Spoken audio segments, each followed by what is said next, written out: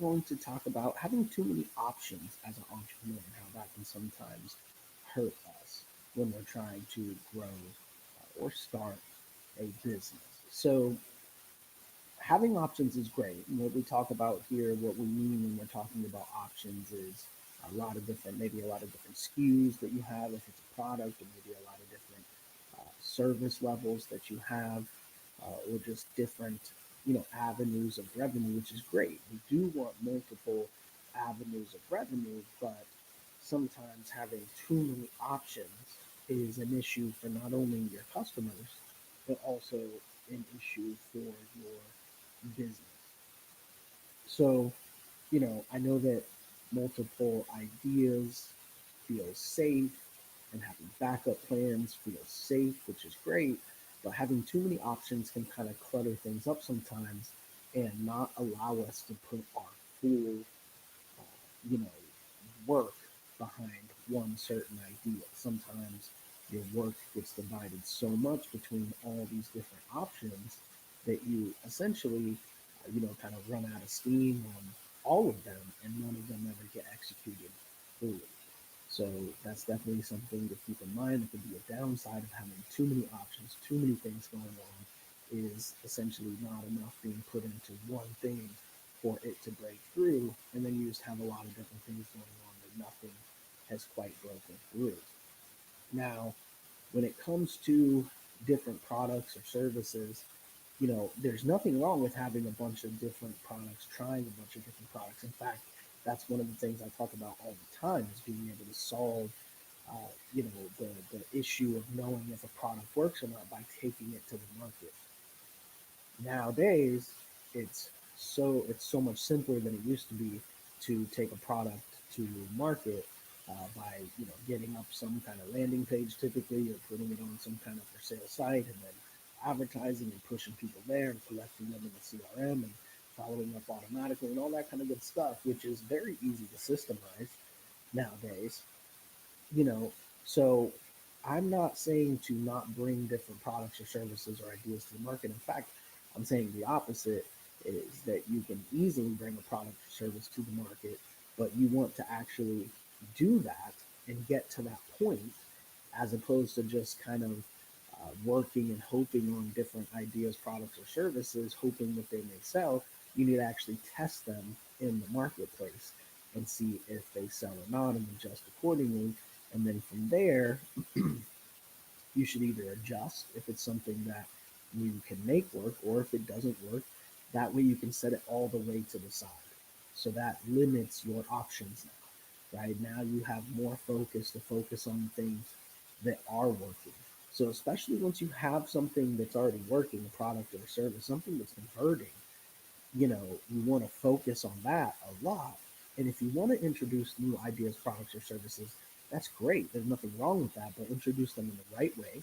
Introduce them by going through the correct process to collect the correct data that you're going to need to make a decision on whether you should continue to focus on that idea, or if you should get that and put it totally to the side and get it out of the mix so that you can focus more on what you need to focus on. So, having too many options is really a focus issue as well. At the end of the day, is, are you focusing on exactly, what needs to be done, instead of just running around and bouncing around from new idea to new idea. In the episode yesterday, we talked a lot about that, abandoning ideas, and just being, essentially getting in this cycle of having too many new ideas and never getting some that are concrete. And that's what's important, is those concrete ones that you can focus on, that work a little bit. Those are the ones you have to focus on and figure out how to get a better conversion rate, and how to lower your costs of delivering the product or service. That way you can increase your margins and then scale them up. And so it's important to focus on those, because those will become the bedrock of your business. Those are the lifeline of your business that are going to pay your bills, and also what's going to generate money to where you can advertise new products or services.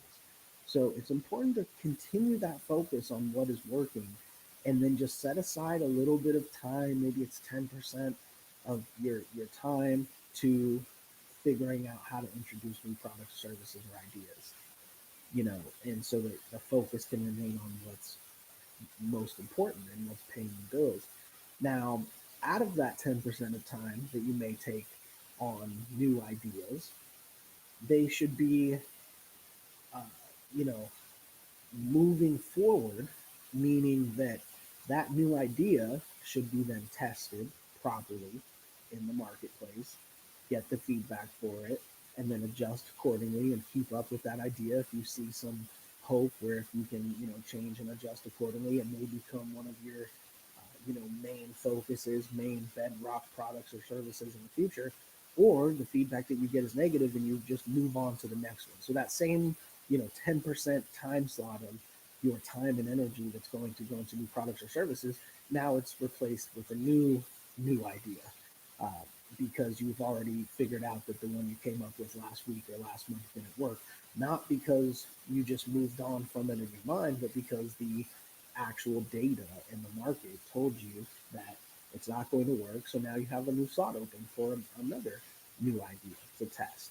So I think it's exciting if we look at it the right way, as far as not having too many choices to work on, not having too many things at the same time, especially new things. We should dedicate a small amount of our time to test new product, services, and ideas, and those should be rotated through new ideas as the market tells us that this one didn't work. Okay, we'll set that one to the side. Now let's try this new idea. We'll prove it out, see if it works. If it does, great. We'll add it to what we're doing in our main, staple of products or services.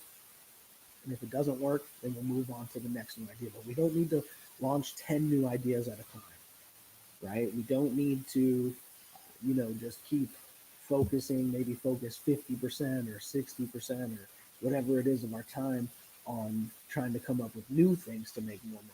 First, we need to make sure we're optimizing our main products or services and optimizing the profit margin and scaling those up as as much as we humanly possible. And then those new ideas should be, a small part of our focus. And we should take each new idea, test it in the marketplace, get the data, and then either move on, or, it works, and then we add it to, our daily, sales, and what we're doing and implementing into our business plan. So I think we talked about in a previous episode kind of how to get yourself to work and focus on what you need to focus on as an entrepreneur. And I think this is part of it, having too many options of things to work on, right? Because a lot of the times what we do naturally is we work on the things that are easy, and we kind of push aside the things that are difficult to do, or that take, that are new to do. So we have to put more brain power into it. And so those are the type of things that naturally, as human beings, no matter how self motivated you are, we kind of push those to the side, procrastinate on those to, knock out the stuff that's easy that we know. And so when you have too many options going on and too many things going on, it allows a lot of excuses to come into play and say, oh, I was working on this part of this thing, but probably because that was easier than, getting done what was supposed to be done on another thing. That's the hard part, and those keep getting pushed back. So I think that's part of this as well, is having too many options, too many SKUs, products, services, equals, also working on too many things at one time, being able to kind of use one as an excuse for the other of not getting done. And I think that's just something natural as people that we all go through. And so when you cut a lot of those options, you naturally force yourself to work on those things that, may be a little bit harder, but you don't have an excuse to do the easier stuff on another, avenue that you were working on. So I think it also, psychologically, even um, if we're not aware of it, I think it forces us to work on some of the things that we normally wouldn't be working on. So, you know, you can't really gain traction on your main product or service if you're working on too many at once. And so I think especially in the beginning as entrepreneurs, we need to make sure that once we do find that product or service that works, we go through the proper process, which is to, get customer feedback, figure out how to improve our conversion rate, so that we're getting more people converting and paying less per conversion. We need to look into our cost of goods sold, and try to get that down as much as possible so we can increase our profit margin and have a nice space in there to put an advertising budget so that we can then scale it. And once you've done that, if if you then want to go test new ideas, that's one thing, but not in the middle of that. So not before that. You shouldn't be working on 100 things at one time, and then you shouldn't say, as soon as one starts selling, say, okay, that's it. Now let's move on to a new idea because that one's selling. We still have to go through the process of making sure that we essentially systemize it, we optimize it, and then we're able to advertise it and scale it. And so, especially in the beginning, until you get those main streams of income that are going to be coming in and supporting your company, you need to focus solely on that. Then, as time goes on, like I said, maybe we open up 10% of our time to work on new products, services, new ideas. These are things that are good to do and good to have, but definitely for a limited amount of time, and making sure that we're still spending enough time on what is most important, which is our actual products and services that are currently selling, as opposed to new ideas that could possibly sell or not sell. All right. So with that being said, let's go ahead and open it up to questions. Then remember that we do this live on all of the different platforms: YouTube, X, Twitch, Kick, all the different platforms we stream live. So you can drop any questions you have there in the chat, and I can see them. You can also send us any questions ahead of time on social media to @Kyle Hiersche or @Founding Without Funding. And I do have a couple questions here that were sent in that we can get into. So question here from Jason: I feel like I have too many ideas. How do you pick one without feeling like you're losing others? So I think you essentially don't have to pick one. You can pick them all, but you know you can try all of your ideas. You just need to do them in order, right? So what I mean by that is that you need to try one. Don't try them all at the same time. If you have a new idea for a new business or a new product or service or whatever it is, try them one at a time, but try them correctly, meaning take them to the marketplace, get feedback from customers, see if it's selling, look at the conversion rate, all these different things, and before you move on to the next idea. So there's no problem with testing a lot of ideas. You just need to do it one at a time, and you need to do it properly through the proper procedures of, being able to know and document if something worked or if it didn't, figure out why, and then you could test a new idea after that. Okay, question here from Lauren: how long should you commit to something before switching? Yeah, so we talked about this yesterday. Really, you should stick with something until the market tells you, until your customers tell you that you shouldn't stick with it anymore. Right? That's the gist of it. Is as long as you are, you know, getting feedback from the market that is positive, that you think you can turn around and adjust things accordingly to make it sell, that's when you should keep going. And when the market is telling you repeatedly from the data that nobody's buying it, the feedback you're getting from everybody is negative, then at that point it's time to move on and try a new idea. Okay. Question here from Chris: I keep one foot in and one foot out of my business. How do you fully commit without panicking? So if you keep one foot in and one foot out with your business, I think that's the first problem right there. You have to be 100% in it when you're in business for yourself. If you're an entrepreneur starting your own business or growing your own business, this is something that you have to be 100% in on all the way, especially when you're the one providing the funds.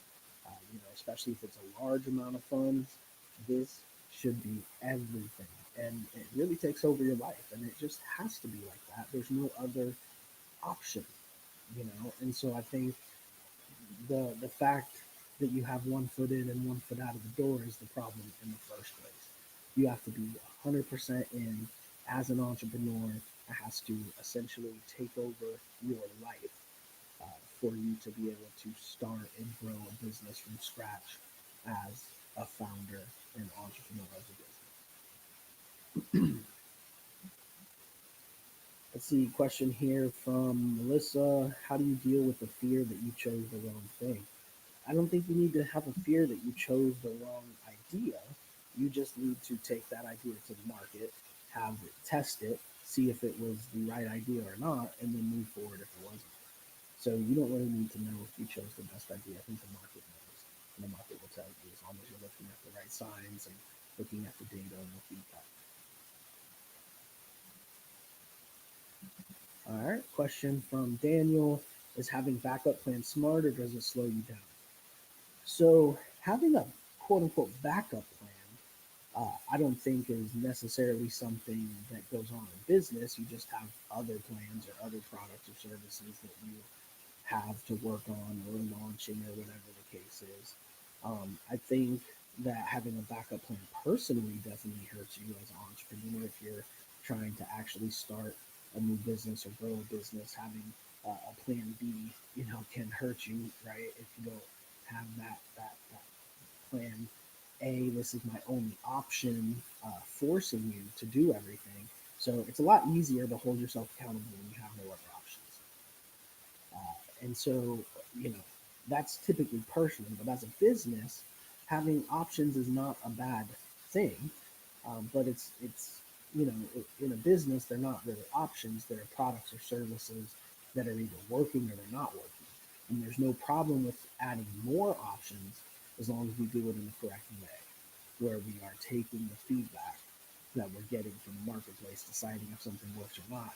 And if it doesn't, putting it away and moving on from it, and then testing a new idea and not testing a bunch of new ideas at the same exact time. So, question here from Nina. What's the difference between quitting too early and pivoting smart? I think pivoting smart is just based on what the market is telling you. I think that's the real thing. I think at the end of the day, pivoting is fine, but you should be doing it with the data that the market is providing. Okay, question here from Evan. How do you stop starting over every time something gets hard? So, how do you stop starting over when everything gets hard? Well, I think you should only start over when you know that something does not work. So make sure that you're properly testing whatever it is that you're doing. You have the data to show it doesn't work before you start over. There's nothing wrong with introducing a new product or service.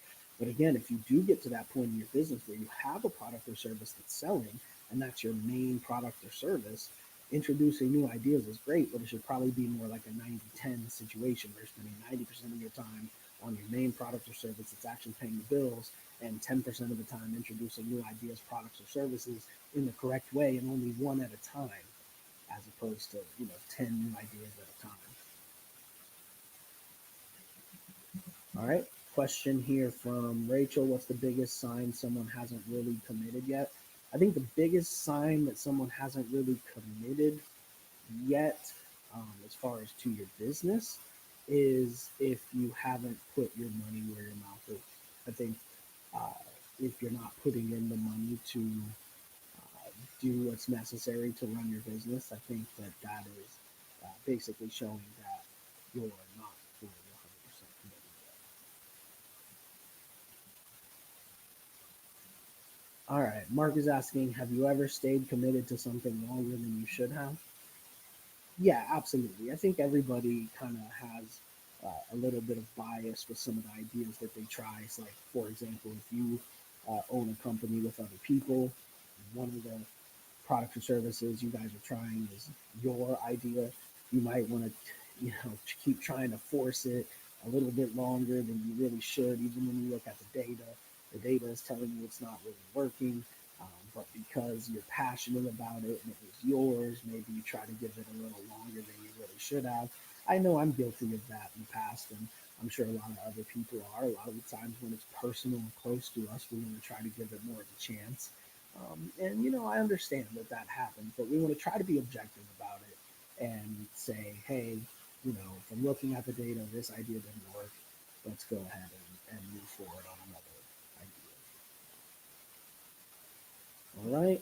Last question here from Samantha. If someone wanted to commit to one thing this month, what should they commit to first? Well, if you want to commit to one thing this month, I would say to commit to focusing on your core business and probably doing a run through of what could I do to maximize my profit? How can I increase my conversion rate? How can I lower my costs to increase my profit margin and therefore be able to increase my ad budget? Then once you've ran through that and exhausted every different option and angle of looking at it and trying to improve it, then at that point I would spend, maybe 10% of your time coming up with some new ideas, new products or services, and trying to launch those one at a time and get the proper feedback from them and, move on from there. All right. Well, with that being said, we will go ahead and wrap it up here. Thank you, everybody, for tuning in.